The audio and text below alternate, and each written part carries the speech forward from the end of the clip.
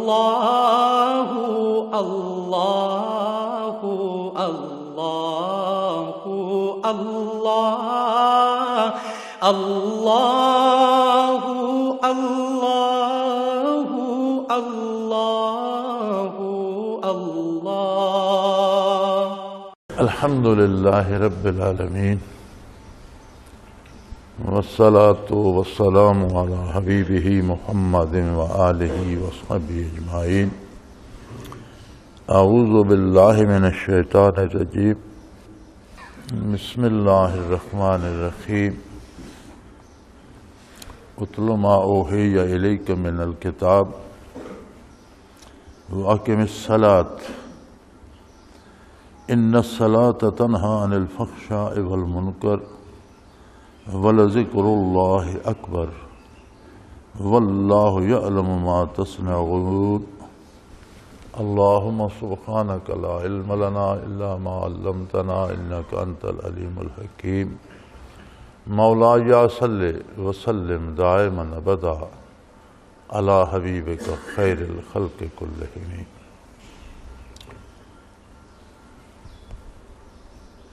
اکیسواں پارہ شروع ہو رہا ہے، سورہ عنکبوت ہے۔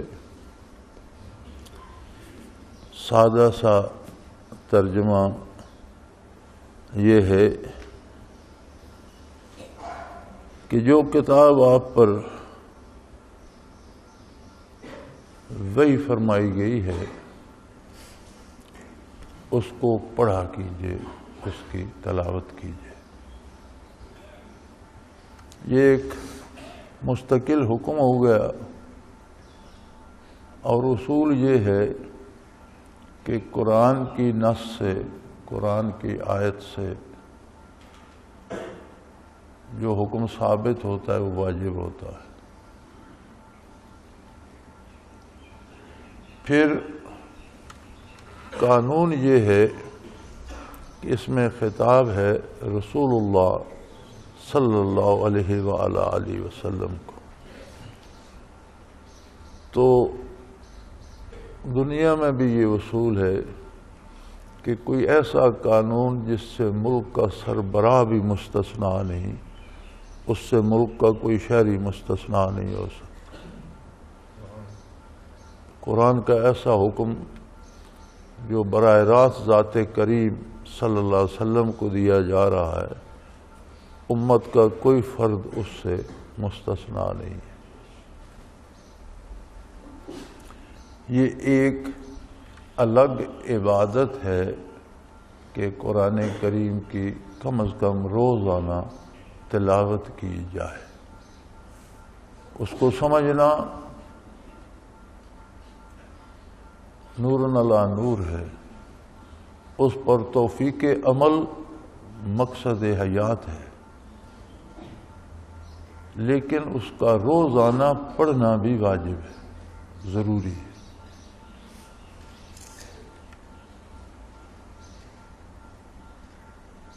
اس میں 3 باتیں ارشاد فرمائی گئی ہیں۔ دوسرا ارشاد فرمایا وَأَقِمِ الصَّلَاةَ، نماز کو قائم کیجئے، نماز کی پابندی کیجئے۔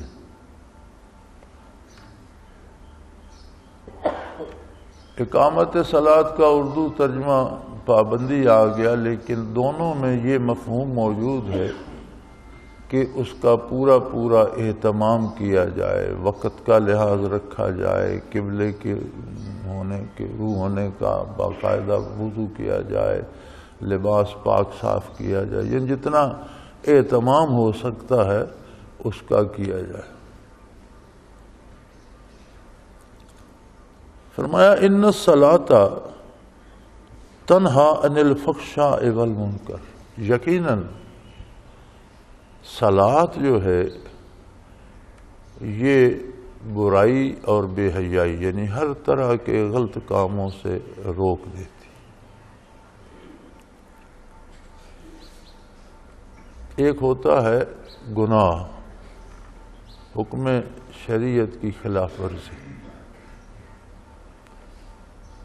ایک بے حیائی ہوتی ہے جیسے بعض چیزیں مباح ہوتی ہیں. مثلا ایک بیمار ہے، رمضان شریف میں اسے روزہ قضا کرنے کی اجازت ہے.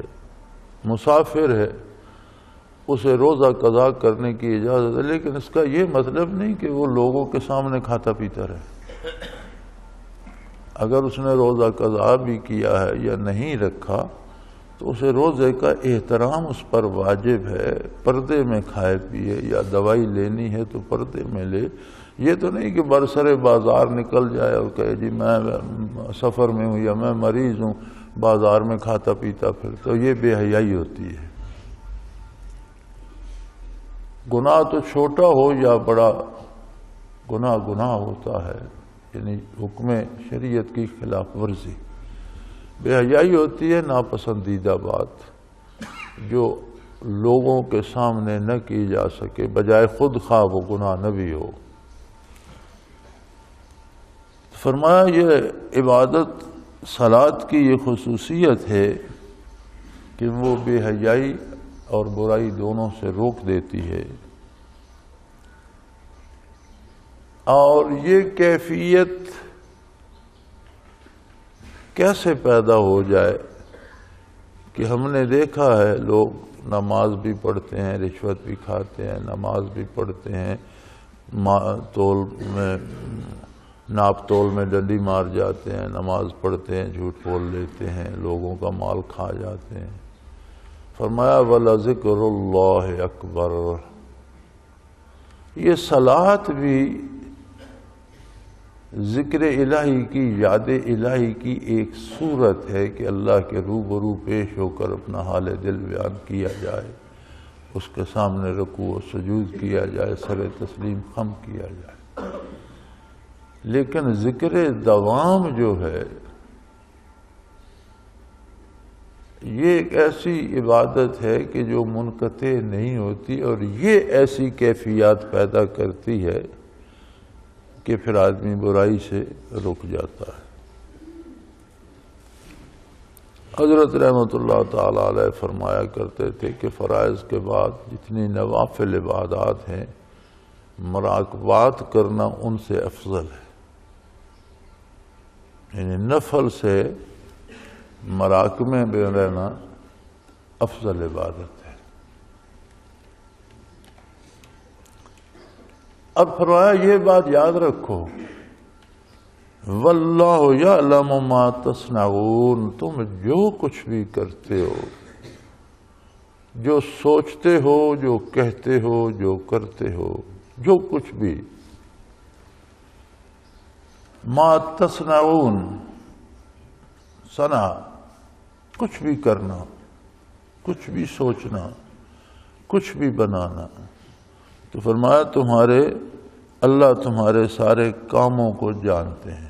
سوچنا بھی ایک کام ہے، بولنا بھی ایک کام ہے، اٹھنا بیٹھنا بھی ایک، ہر حرکت و سکون اس سے اللہ واقف ہے. لہذا ہر حرکت و سکون میں اطاعت الہی کا آ جانا یہ مقصد حیات ہے. بشری کمزوریوں کی وجہ سے کمی رہ جاتی ہے، کوتاہی رہ جاتی ہے، لیکن جب مسلسل یاد الہی، رکوع و سجود، تلاوت ایک کتاب نصیب ہوتی ہے تو اللہ کریم ان سے درگزر فرما کر اپنے کرم سے نوازتے رہتے.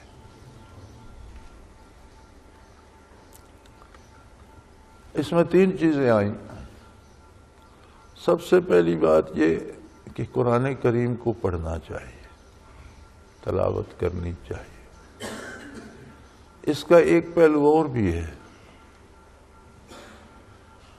لوگ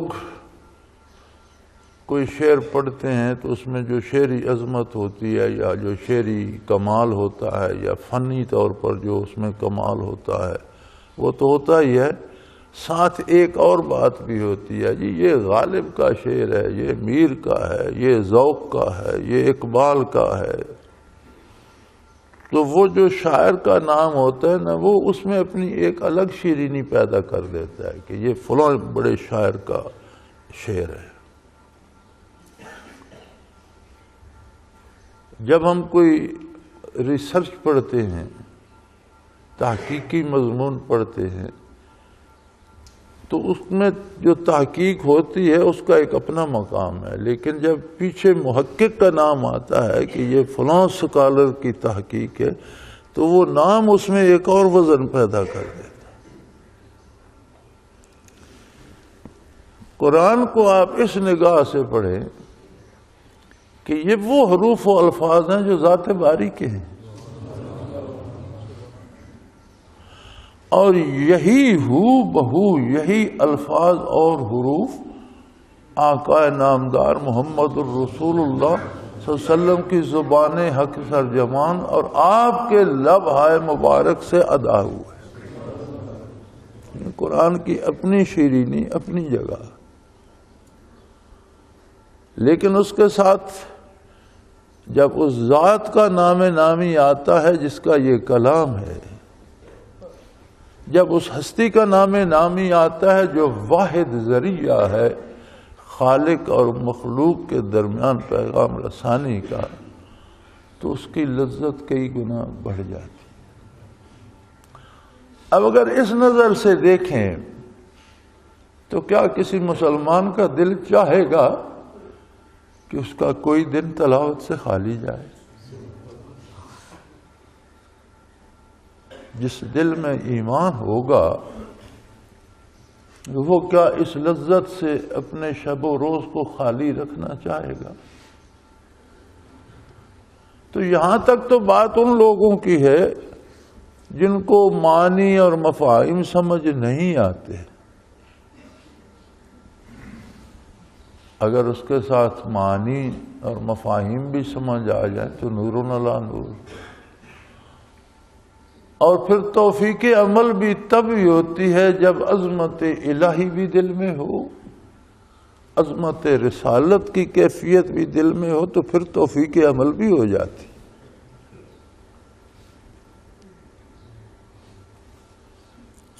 اب اس کے ساتھ فرمایا عبادات کو قائم رکھیں۔ عبادت کے بغیر آدمی ایسے ہو جاتا ہے جیسے کسی سخت موسم میں کوئی بے لباس ہو جائے۔ سخت سردی میں کسی کے پاس لباس نہ ہو، دار دنیا، اس کے حوادثات، اس کے حالات اسے تھپیڑوں میں لے لیتے ہیں۔ ان سے حفاظت کا اہتمام ہونا چاہیے، اور وہ حفاظت کا اہتمام عبادت الہی میں۔ پھر عبادات، ان الصلاۃ کانت علی المؤمنین کتابا موقوتا، صلاۃ کے تو اوقات ہیں اور اپنے وقت پہ فرض ہوتی ہے۔ اب اگر ہم اب چاہیں کہ زور ادا کر لیں تو نہیں ہوگی، وقت آئے گا، فرض ہوگی تو ادا ہوگی۔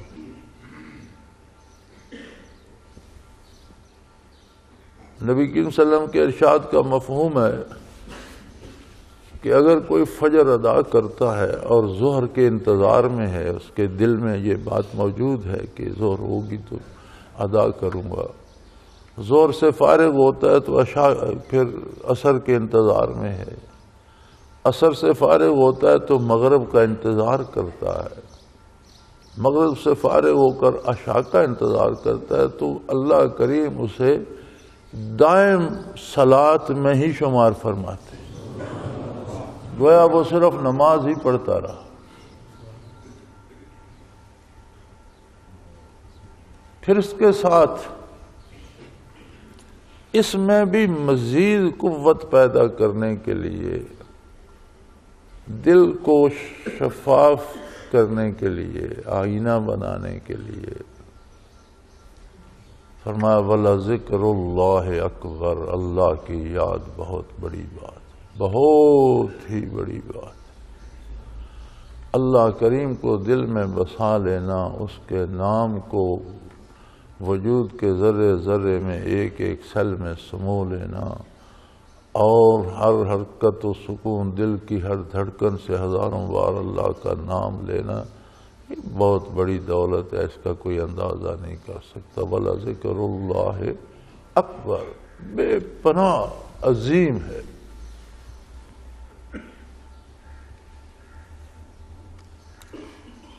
اب چونکہ ذکر بہت بڑی عبادت ہے، مراقبات نفلی عبادات سے افضل ہے،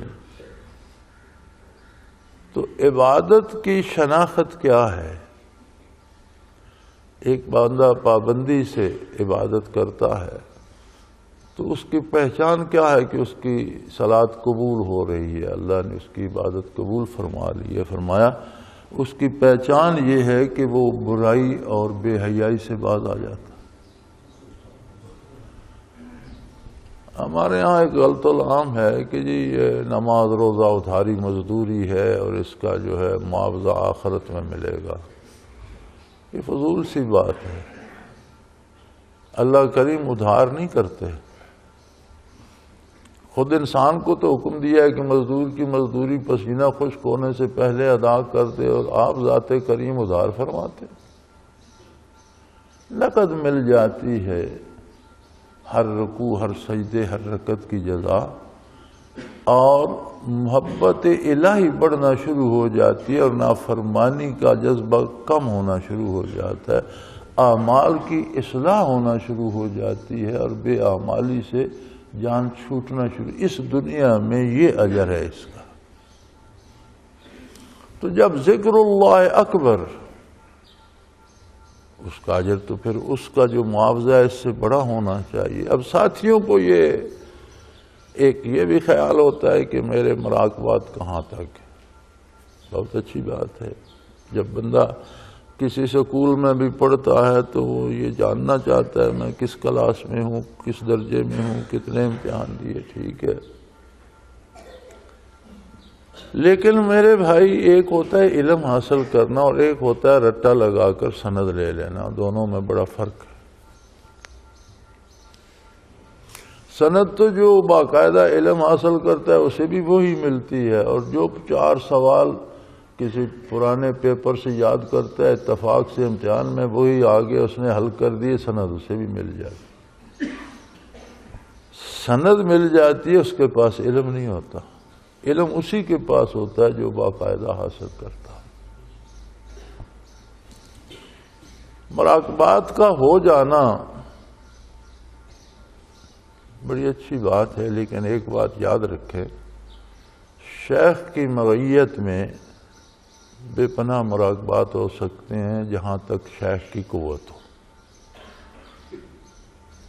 اگر شیخ کے اپنے مراقبات نہیں ہیں تو طالب کے کیا ہوں گے؟ شیخ کے اپنے ایک حد تک ہے، اگر کوئی شیخ سالک المجذوبی تک ہے تو وہ فنا بقا تک کرا سکے گا۔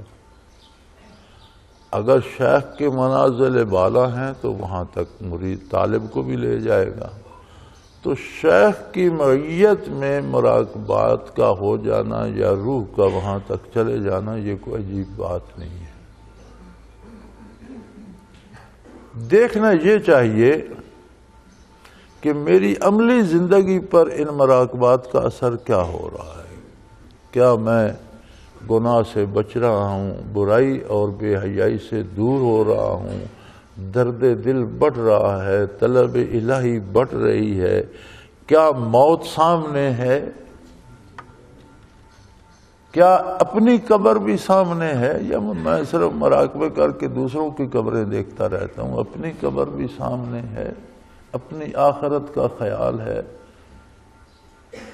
تو پھر تو بڑی اچھی بات ہے۔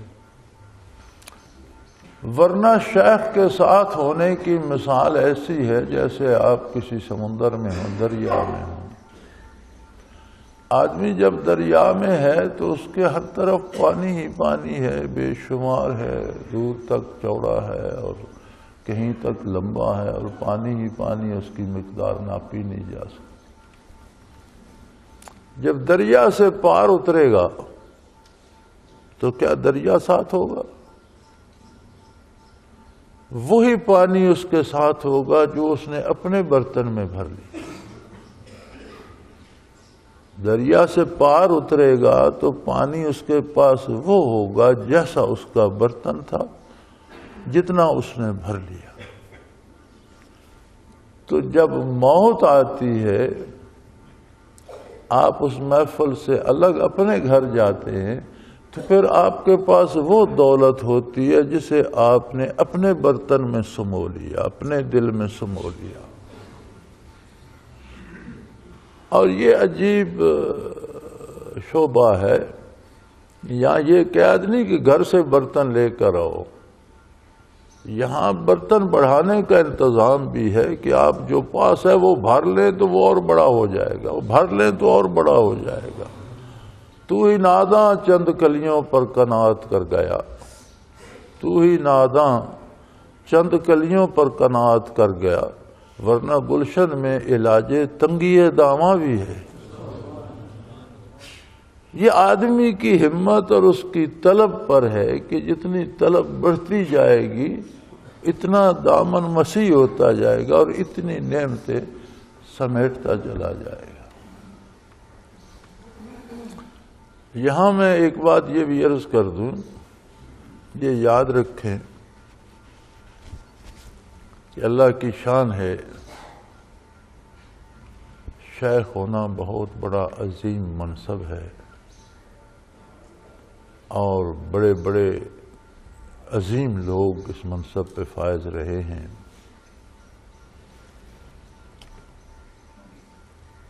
یہ بھی عجیب عہد ہے. اس عجیب دور میں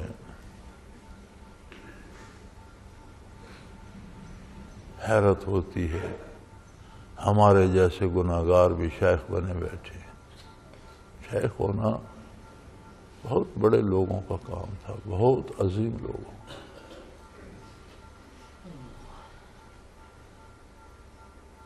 مرور زمانہ نے ان عظیم مناصب کو کہاں پہنچا دیا.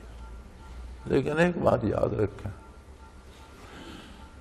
اللہ جس کسی کو یہ منصب دیتا ہے اسے بہت بڑا حوصلہ دیتا ہے، اس کی قوت برداشت بہت زیادہ ہوتی ہے.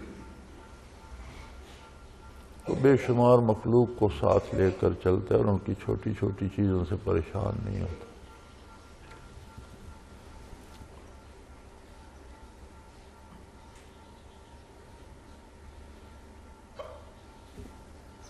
اس کا دل ایسا درد مند ہوتا ہے کہ اس کے ساتھ جو طالب ہوتے ہیں وہ تو طالب ہوتے ہیں، اسے اپنی جان سے زیادہ عزیز ہوتے ہیں، وہ عام لوگوں کے لیے بھی دعا کرتا رہتا ہے. مزاج ایسا ہوتا ہے اس کا، من جانب اللہ، اس منصب کا تقاضا ایسا ہوتا ہے.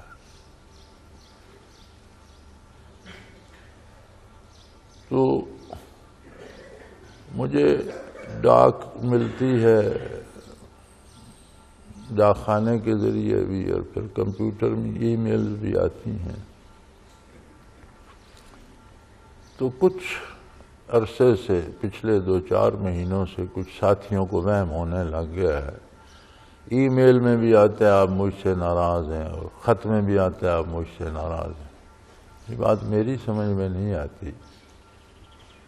میں نے بہت سوچا تو مجھے سمجھ آئی کہ اس کا سبب یہ ہے کہ میں خطوط کے جواب کم دیتا ہوں. آپ یہ دیکھیں کہ آپ ایک آدمی، آپ نے ایک خط لکھا، میرے پاس بین الاقوامی تعلق ہے، الحمدللہ سلسلہ عالیہ روئے زمین پر موجود ہے. اب میں ہر خط کا باقاعدگی سے جواب دوں، اس میں کوئی بات ہے یا نہیں، یہ ممکن نہیں ہے. میں جواب دیتا ہوں، خواہ مختصر دوں، 2 سطروں میں دوں، لیکن اس خط کا جس میں کوئی بات جواب طلب ہو. اب ایک خط آیا، آپ خیریت سے ہوں تو اللہ کرے میں بھی خیریت سے ہوں، میرے لیے دعا کیجیے. اب اس کا جواب میں کیا دوں؟ اس میں واپسی لفافہ بھی ہوتا ہے، میرے لیے دعا کریں. 8 روپے کا وہ لفافہ، اللہ جانتا ہے دکھ ہوتا ہے کہ ہمیں وہ پھاڑ کر پھینکنا پڑتا ہے اور 8 روپے ضائع جاتے ہیں. آپ اپنا ایک حال لکھ رہے ہیں اور کہہ رہے ہیں میرے لیے دعا کیجیے، اس میں واپسی لفافے کی کیا میں آپ کو لکھ کر دوں کہ میں نے آپ کے لیے دعا کی ہے؟ دعا آپ سے کرنی ہے یا اللہ سے کرنی ہے؟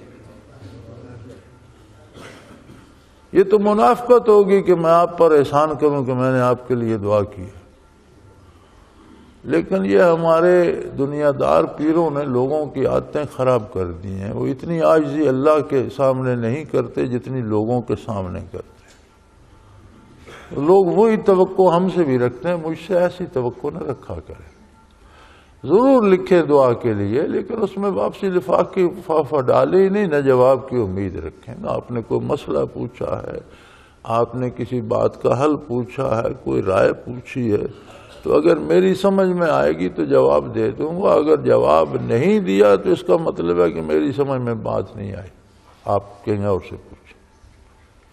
کیونکہ میں تو شرعی امور کا متقاضی ہوں۔ اب کوئی رشتہ کرنا چاہتا ہے، جی آپ بتائیں کروں یا نہ کروں، میں کیا بتاؤں بھائی، میں نہ آپ کے رشتہ کرنے والے کو جانتا ہوں، نہ آپ کی اولاد سے واقف ہوں، نہ آپ کے حالات سے واقف ہوں، ان کے تو میں کیا مشورہ دوں بھائی، کیا جواب دوں۔ کچھ اور مرض دین فروشوں نے شروع کر دیا ہے، ہر بات میں استخارہ کر لو۔ یہ استخارہ کیا ہوتا ہے بھائی؟ یہ استخارہ کیا پرچون کی دکان بن گئی ہے؟ میرے بھائی بڑے زور سے دلائل دیے جاتے ہیں نبی کریم نے کن لوگوں کو فرمایا تھا؟ وہ لوگ صحابی تھے۔ آپ بھی کم از کم رزق حلال، صدقے مقال اور ذکر الہی تو پیدا کریں، اللہ اللہ تو کریں، دل کو صحیح تو کریں، پھر استخارہ بھی کر لیجیے گا۔ سود کھا کر، جھوٹ بول کر، نمازیں ترک کر کے کیا استخارہ کرو گے؟ ہاں؟ حضور نے فرمایا تھا تو جن کو فرمایا تھا ان لوگوں کا حال بھی تو دیکھے نا، کس منصب کے لوگ تھے۔ اور پھر وہ بھی استخارہ یہ ہوتا ہے کہ ایک کام کرنے کے دونوں طریقے شرعی ہیں، دونوں جائز ہیں۔ بندہ اس میں پریشان ہے کہ کون سا طریقہ اختیار کروں، یہ کرتا ہوں تو یہ بھی جائز ہے شرعن، یہ کرتا ہوں یہ بھی شرعن جائز ہے۔ تو اس میں استخارہ ہوتا ہے کہ اللہ مجھے میری رہنمائی فرما دے، میں ان میں دو میں سے ایک نیکی اور گناہ میں کون سا استخارہ ہے؟ پھر شادی بیاہ میں کون سا استخارہ ہے؟ شرعی طریقہ یہ ہے کہ آپ کی اگر بچی ہے تو بچے کے دین کے بارے پہلے جانیں، پھر اس کے دنیاوی اسباب بھی دیکھیں، پھر اس کی خاندانی حیثیت بھی دیکھیں۔ اگر آپ کے ساتھ میل کھاتی ہے تو ضرور اللہ پر بھروسہ کریں، یہ تو توکل اللہ ہوتی۔ بچی کے بارے تحقیق چاہتے ہیں تو اس کا دین پوچھیں، دنیاوی قابلیت، علم اور اس کا رویہ پوچھیں، خاندانی حالات دیکھیں کیسے، اگر آپ کو پسند آتے ہیں تو اللہ پہ بھروسہ کریں۔ اس میں استخارہ کیا کرے؟ اب وہ ٹی وی پہ نقد مل جاتا ہے استخارہ، اسی وقت نام بتاؤ، اسی وقت کر کے بتا دیتے پتہ نہیں۔ تو ان چیزوں نے لوگوں کو خراب کر دیا۔ مجھے بھی لکھتے ہیں تو میں یہی جواب دیتا ہوں کہ اس کا شرعی طریقہ یہ ہے، استخارے کو چھوڑیں، اپنی حیثیت تک یہ جانچ پڑتال کر لیں، دین بھی دیکھ لیں، دنیا بھی دیکھ لیں، اور اللہ پہ بھروسہ کریں۔ تو جواب نہ دینے کا یہ مطلب نہیں ہوتا کہ میں ناراض ہو گیا ہوں۔ شیخ کا ناراض ہونا بندے کو دو عالم سے اٹھا دیتا ہے۔ اس لیے ان لوگوں میں اتنا حوصلہ ہوتا ہے کہ یہ ناراض ان سے بھی نہیں ہوتے جو چھوڑ کے چلے جاتے ہیں۔ کیونکہ اگر شیخ ناراض ہو تو یہ معاملات، کیفیات قلبی ہوتی ہیں۔ قلب میں اگر ناراضگی آئے تو جو کچھ قلب سے گیا ہے وہ واپس لے لیتا ہے، اور پھر یہ کیفیات اتنی راسخ ہوتی ہیں بندے کے وجود میں کہ یہ سلب ہوتی ہیں تو ساتھ ایمان بھی لے جاتی ہیں۔ تو کوئی بھی شیخ یہ نہیں چاہتا کہ اس کی وجہ سے کوئی بندہ اسلام سے خالی ہو یا ایمان سے خالی ہو۔ اس لیے شیخ کبھی ناراض نہیں ہوتے کسی سے بھی۔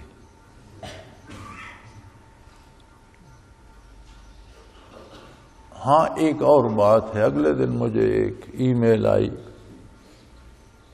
جی میں نے ذکر تو چھوڑ دیا ہے، یہ مجھ سے نہیں ہوتا، باقی جو اوراد و وظائف ہیں میں بڑی باقاعدگی سے کر رہا۔ تو میں نے اسے جواب میں لکھا کہ میرے بھائی، میرا اور تیرا رشتہ تو اللہ کے نام کا تھا، ذکر کا تھا، وہ تو نے چھوڑ دیا، مجھے لکھنے کی کیا ضرورت ہے؟ تو جان تیرا کام جان، میری تیری دوستی ختم۔ میری اور تو تیرے ساتھ کوئی دوستی نہیں، کوئی تعلق نہیں، کوئی لینا دینا نہیں، مجھے تجھ سے کوئی چندہ جمع نہیں کرنا، ووٹ نہیں لینے، مجھے کیا لالچ؟ تیری میری دوستی کے سبب اللہ کا نام تھا، تو نے لینا چھوڑ دیا، تو جان تیرا کام جانا۔ پھر اس کی یہ میل آئی، نہیں جی نہیں، میں یہ افورڈ نہیں کر سکتا، میں ذکر کروں گا۔ میں نے کہا یہ کیا ذکر ہے جو تو میری وجہ سے کرے گا؟ تیرا اللہ کے ساتھ کوئی تعلق نہیں ہے، تجھ پر اللہ کا کوئی احسان نہیں ہے، تجھے کبھی یہ خیال نہیں آتا۔ قرآن کریم نے کم و بیش 800 سے زیادہ مرتبہ بالواسطہ اور 32-34 کے قریب براہ راست ذکر کا حکم دیا،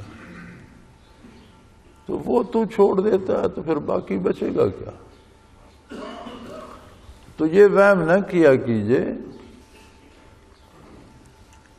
کچھ دوست خط لکھتے ہیں، بڑی لمبی لمبی بیماریاں، اس میں پوری تحقیق، فلاں ڈاکٹر کو 8 صفحے کا خط ہوتا ہے، بھئی میں وہ کب پڑھ سکوں گا؟ خط لکھنے کا ایک ادب ہوتا ہے، مختصر لکھیں، بامقصد لکھیں، جواب کی توقع بھی رکھیں کہ مختصر اور بامقصد ہوگا۔ اب آپ ایک فرد ہیں اور ایک بندہ جو مرکز میں بیٹھا ہے، اس کے پاس سب احباب کے خطوط آ رہے ہیں، تو وہ کس کس کو 8 صفحے لکھے گا؟ تو یہ ناراضگی نہیں ہوتی، بلکہ میں جواب ای میل میں بھی اور خط میں بھی جتنا ضروری ہوتا ہے اتنا دیتا ہوں، جو بات قابل جواب ہوتی ہے اس کا جواب دیتا ہوں، ورنہ جو محض محبت سے خط لکھتا ہے میں بھی پڑھ کے دعا کر دیتا ہوں، جو دعا کے لیے لکھتا ہے دعا کر دیتا ہوں، بات ختم۔ اب یہ اس سے رسید دینا تو ضروری نہیں ہے کہ تمہارے لیے دعا کی ہے، تو اسے ناراضگی نہ سمجھا جائے۔ شیخ ناراض نہیں ہوا کرتے، تنبیہ کرنا، جھڑکنا، روکنا، کسی کام کو کرنے کا سختی سے کہنا، یہ ناراضگی نہیں ہوتی، یہ شیخ کے فرائض میں ہوتا ہے۔ یہ ہمارے ساتھ بھی ہوتا تھا، آپ کے ساتھ بھی ہوگا، چونکہ یہ استاد شاگرد کا تعلق ہوتا ہے، تو استاد کو یاد بھی کرانا ہوتا ہے، حفظ بھی کرانا ہوتا ہے، اس پہ قائم بھی رکھنا ہوتا ہے، تو کسی وقت تنبیہ کرنا یا جھڑک دینا یا سست کہہ دینا یہ ناراضگی نہیں ہوتی، یہ وہ تعمیر کے لیے ضروری ہوتا ہے۔ جو اینٹیں لگاتا ہے کسی وقت اسے ہتھوڑی سے بھی ٹھوکتا ہے اور کسی وقت اس پر گارا بھی تھوپتا ہے، تو یہ ایک اس کام کی، اس فن کی ضرورت ہوتی ہے، یہ ناراضگی نہیں ہوتی۔ اور یاد رکھیں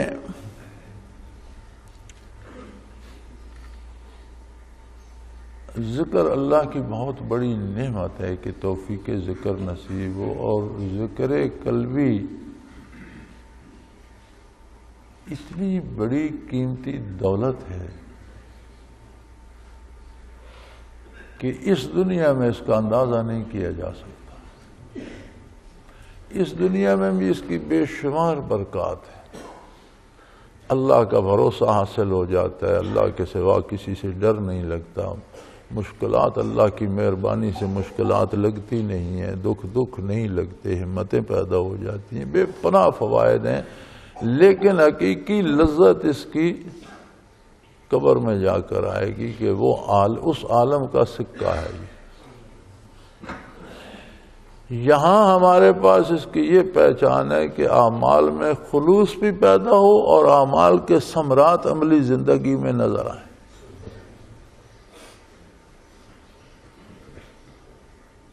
تو یہ خیال بھی رکھیں، ذکر کی پابندی کیجئے، عبادات کی پابندی کیجئے، حلال کھائیے، سچ بولیے۔ ایک عجب رواج ہے کہ جی فلاں بھی کر رہا ہے، فلاں بھی کر رہا ہے، فلاں بھی کر رہا ہے. اس بندے کی حیثیت کیا ہے جو جیسا ماحول ہو اس میں رنگ جائے؟ کیا وہ انسان ہے؟ جو کوئی جو کچھ کر رہا ہے آپ کو اپنی انفرادیت قائم رکھنی ہے. کوئی کچھ بھی کر رہا ہے تو آپ اس کے مقلد تو نہیں ہے، اس کے پیچھے جانا تو آپ کے لیے آپ کو اپنی حیثیت قائم رکھنی ہے. آپ وہ کریں جو آپ کے محبوب پیغمبر صلی اللہ علیہ وسلم نے کیا ہے، کرنے کا حکم دیا. یہ اور وہ ان کی حیثیت کیا ہے کہ ہم ان کے پیچھے چل پڑے؟ فلاں بھی کر رہا ہے، فلاں بھی، فلاں کی حیثیت کیا ہے؟ ہمیں کرنا ہے تو ہمیں وہ کرنا ہے جو کرنے کا حکم ہمارے حبیب صلی اللہ علیہ وسلم نے دیا ہے، جو آپ صلی اللہ علیہ وسلم نے کیا ہے. تو اپنی انفرادیت کو قائم رکھیے، اپنی حیثیت کو قائم رکھیے. تھوڑا سا وقت ہے، گزرتے دیر نہیں لگتی. یہ آگے کی زندگی لمبی ہمیشہ بندے کو لگتی رہتی ہے، ابھی بڑی فرصت ہے، ابھی بڑی فرصت ہے. پتہ تب چلتا ہے جب ملک الموت دستک دے دیتا ہے تو فرصت ختم ہو جاتی ہے. لیکن تجربے کے لیے آپ پیچھے دیکھ لیں کہ کل ہم سکولوں میں لڑکے تھے، پڑھتے تھے اور نوجوان تھے، کودتے پھرتے تھے. آج کہاں گئی وہ جوانی، کہاں گیا وہ بچپن، کہاں گئے وہ لوگ، کہاں گئی وہ محفلیں؟ کچھ بھی تو نہیں. اور جتنے برس گزر چکے ہیں پیچھے دیکھیں تو وہ لمحے لگتے ہیں. زندگی کا بھروسہ نہیں ہے. ڈٹ کر اور استقامت سے رہیے، جرت سے رہیے.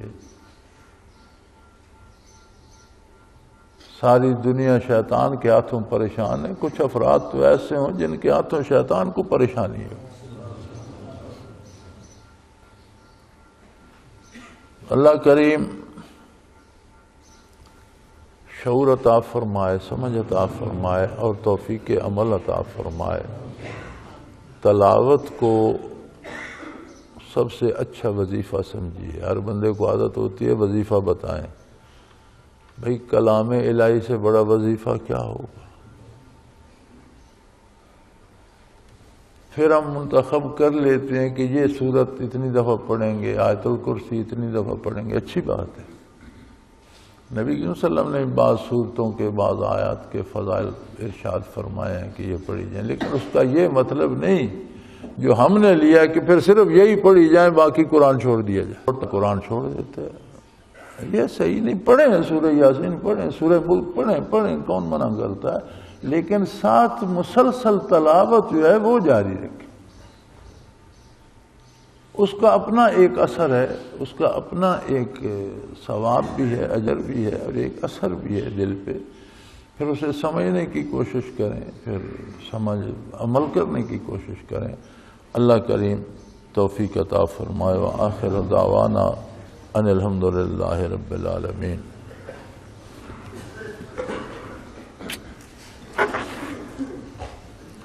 الحمدللہ رب العالمین والصلاة والسلام علی حبیبہ محمد.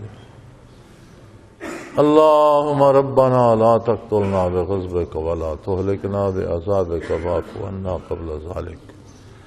اللہم ربنا لا تسلط علینا من لا یرحمنا. انت ولینا فی سفرنا وحضرنا فی مالنا واہلنا. انت ولینا فی الدنیا والآخرہ. توفنا مسلمین والحقنا بالصالحین.